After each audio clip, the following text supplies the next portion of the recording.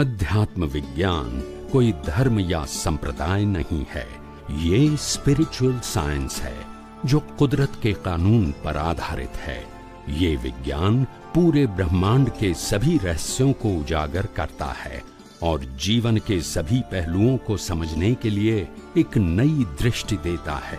इसी को art of vision कहते हैं, दुनिया को देखने की एक नई दृष्टि, जो अध्यात्म विज्ञानी परम पूज्य स्वामी श्री कमलेशानंद जी के निर्देशन में सनातन सत्य का अनुसंधान कर हमारे जीवन को प्रकाशित करे। जय सच्चिदानंद। आपके सामने दो तरह के भक्त हैं। एक फॉरेन कंट्री में आप जाते रहते हैं, वहां का वैज्ञानिक है। वह वैज्ञानिक जो है भौतिक, जो जितनी भी लेबोरेटरी उस पर काम करने वाला है और उस पर काम करके और फिर कोई डेरिवेशन निकालता है, उसी को ही मानता है। जब तक उसकी दृष्टि के अंदर 3 प्रयोग करके हैंस प्रूव्ड नहीं करता है, वो बात को जो है अलाउ नहीं करता है और कॉन्शियसनेस को थोड़ा थोड़ा मानने लगे। जितना जिस रूप में आप कहते हैं वो नहीं मानते हैं।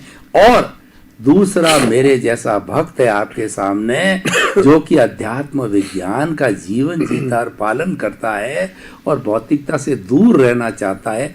अब इस दो तरह के ध्रुव है आपके पास, एक प्योरली भौतिकतावादी है और एक प्योरली आध्यात्मिकतावादी है। अब दोनों भक्तों को साथ में बैठे हैं और आपको अपना अध्यात्म विज्ञान दोनों को इक्वली समझाना है। तो एक ही तरीके से दोनों आप उनको समझाएंगे तो किस तरीके से भौतिकतावादी भी आत्मज्ञान को जीवन में उतार दे और मेरे जैसा अध्यात्मवादी भी उतार दे, क्योंकि समन्वय करना पड़ेगा। ये दो सिविलाइजेशन विश्व में चल रही है, दोनों को साथ लेके नहीं चलेंगे तब तक हमारा ज्ञान इतना फैलेगा नहीं। प्रश्न के लिए धन्यवाद। ये दुनिया 2 धारा से चलती है।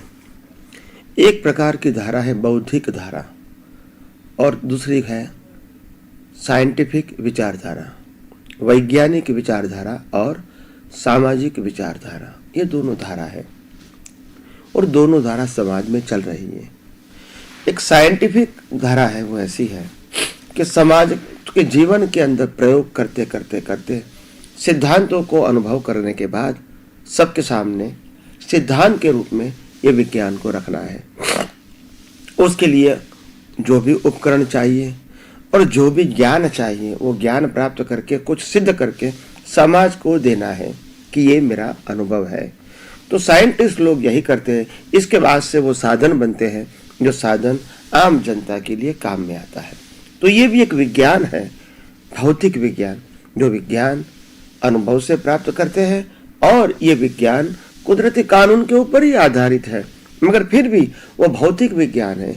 उसमें मुक्ति की, आत्मा की, कर्म की, पुनर्जन्म की और कर्म के सिद्धांतों की, पाप पुण्य की, बंधन मुक्ति की और सनातन सुख की बात नहीं होती है।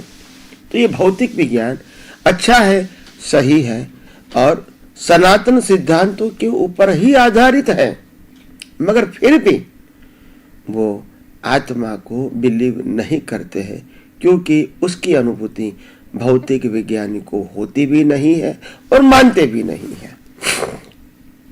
दूसरे लोग हैं जो सामाजिक प्राणी, उनके पास 2 व्यू पॉइंट है, सामाजिक धर्म और धार्मिक धर्म। ये दोनों, ये उसकी जीवन की धारा है। एक तरफ घर और परिवार भी चलाना है और दूसरी तरफ धर्म का जो पाया हुआ कुल धर्म है, इसका पालन भी करना है।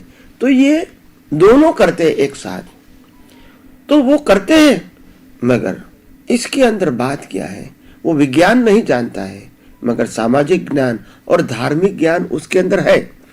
सनातन सत्य का ज्ञान नहीं है उनके पास, मगर वो सामाजिक प्राणी है और संजोगों के आधार से परिवार के साथ जीने का वो उसके पास ज्ञान है। और जो धर्म पाया है पैदा होते ही, वो कुल धर्म का पालन करना, ये भी उसका एक जीवन का एक हिस्सा होता है। अभी ये 2 व्यक्ति, एक के पास साइंस है, भौतिक विज्ञान है, और एक के पास सामाजिक और धार्मिक ज्ञान है। ये दोनों को ये आध्यात्मिक विज्ञान कैसे आगे ले जाने में सहायक बनता है। तो मैं आपको वही बात बताने की कोशिश करता हूं कि आध्यात्मिक व्यक्ति को ये विज्ञान समझाना, ये सनातन सत्य को समझाना, ये कुदरत के कानून को समझाना डिफिकल्ट नहीं है। क्यों? वो 5 तत्व तो स्वीकार ही करता है जो कुदरत के कानून के रूप में है और जिससे ये पूरी सृष्टि चलती है। उनके पास एक ही ज्ञान नहीं है, वो छठा तत्व कि मैं आत्मा हूं, मैं चेतन हूं, मैं अविनाशी हूं और सनातन सुख वो मेरा स्वभाव है और मैं मन वचन काया से मुक्त हूं। ये ज्ञान उनके पास नहीं है। अभी क्या करना है हमको? हमारे जीवन में हमको ये करना है कि ये विचारधारा है, इनको सिर्फ यही बताना है कि आपने जितना भी आविष्कार किया है, क्या वो जड़ की हाजिरी में किया है या चेतन की हाजिरी में किया है? क्या जड़ आविष्कार कर सकता है? जड़ अनुभूति कर सकता है?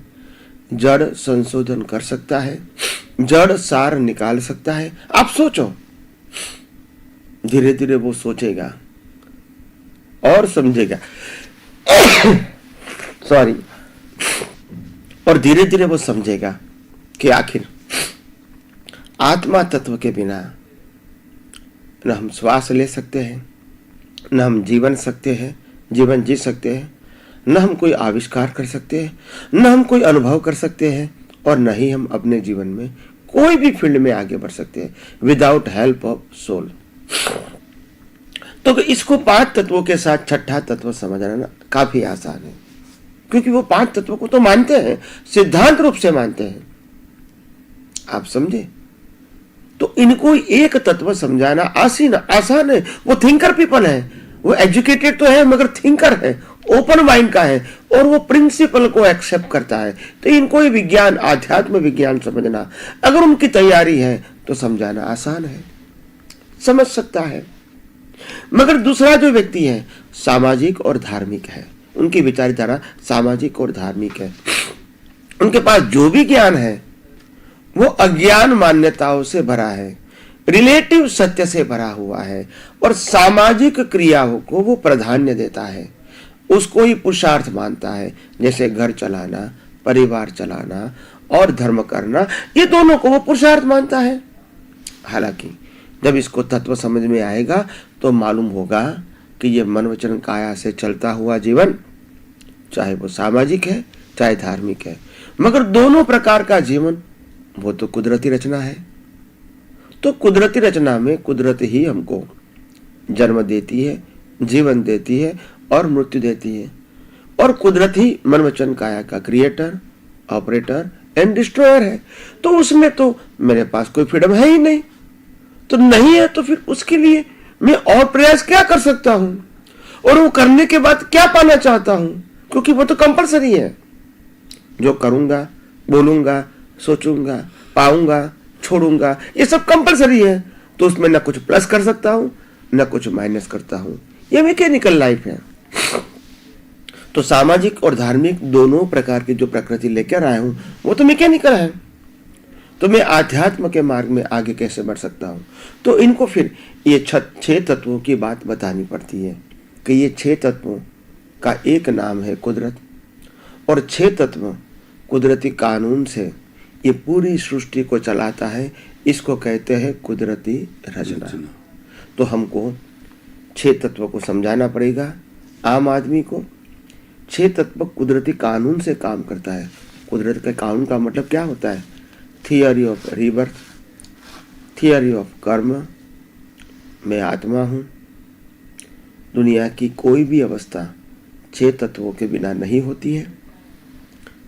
ये दुनिया पूरी सृष्टि बनी है जो 5 इंद्रियों से अनुभव में आती है, वो जड़ तत्व है, और जड़ तत्व की अवस्था को सहायक बाकी के 4 तत्व है, गति सहायक, स्थिति सहायक, टाइम एंड स्पेस। और जड़ तत्व है उनकी अवस्था है, और अवस्था का नाम है रिलेटिव सत्य। तत्व अविनाशी है मगर तत्व की अवस्था है वो रिलेटिव सत्य है, और रिलेटिव सत्य को सहायक, गति सहायक, स्थिति सहायक, टाइम और स्पेस है। और ये पांचों तत्व जो है वो आत्मा की हाजिरी से चलता है। आत्मा नहीं है तो दुनिया ही नहीं है। कौन अनुभव करेगा, कौन जानेगा, कौन समझेगा, कौन कर्म बनाएगा और कौन कर्म की भुगतान करेगा? जब आत्मा नहीं है, आत्मा की हाजिरी नहीं है, तो कर्म भी नहीं बनते हैं, और आत्मा की हाजिरी नहीं है तो कर्म की भुगतान भी नहीं होती है। क्योंकि आत्मा है तभी तो कर्म चार्ज होगा। जड़ कभी कर्म चार्ज नहीं कर सकते हैं, और जड़ कभी कर्मों की भुगतान भी नहीं कर सकता है। देखो, जब आदमी के अंदर से आत्मा निकल जाती है, क्या बाद में नए कर्म बनेंगे? नहीं बनेंगे। क्या आदमी के अंदर, जीव के अंदर से आत्मा निकल गया शरीर के अंदर से, बाद में वही बॉडी को 6 महीना रखोगे तो क्या उसको आप कर्म के भुगतान कहोगे? नहीं कह सकते। यानी आत्मा नहीं है तो कर्म भी नहीं बनेंगे और भुगतान भी नहीं होगी। यही तो बात है। तो ये बात को समझना है कि आत्मा है तभी कर्म है और कर्म फल है। आत्मा है तभी ज्ञान है, आत्मा है तभी अज्ञान है, आत्मा है तभी पुरुषार्थ है, आत्मा है तभी मुक्ति है, आत्मा है तभी ज्ञान और अज्ञान की अनुभूति है। मगर आत्मा नहीं है तो कुछ भी नहीं है। जब ज्ञान भी नहीं है, अज्ञान भी नहीं है, कर्म भी नहीं है, कर्म के भुगतान भी नहीं है। तो ये 6 तत्व अगर आम लोग, जिसको कहेंगे सामाजिक और धार्मिक प्राणी है, इसको अगर 6 तत्व समझाएंगे, 6 तत्व क्या काम कुदरती कानून से होता है। कुदरती कानून का मतलब होता है ये सूर्य, चंद्र, तारा, ग्रह, नक्षत्र, भरती ओट, तेजी मंदी, कर्म और कर्म फल, बंधन और मुक्ति, बर्थ और रिबर्थ, ये सब साइंस सब समझाएंगे तो इसको मालूम होगा कि आखिर तत्व रूप से तो एक ही बात है। इसमें धर्म, संप्रदाय, गुरु, भगवान, शास्त्र, क्रियाकांड बीच में नहीं आता है। तो आइए हम सब सामाजिक प्राणी और साइंटिस्ट दोनों ये विज्ञान को, सनातन सत्य को, कुदरत के कानून को समझें और अपने जीवन को धन्य बनाएं।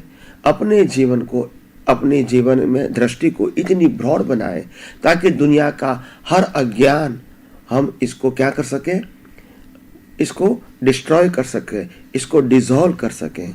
आज तो कैसे क्या हुआ है, इंसान पजल में डिसॉल्व हो गया है क्योंकि सॉल्यूशन नहीं है। मगर ये विज्ञान समझेगा, आप खुद ही पजल का डिसॉल्व कर सकोगे।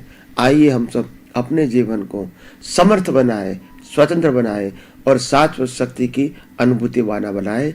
यही मंगल कामना। स्वामी जी बहुत बहुत धन्यवाद। 2 बातें निकल करके आई।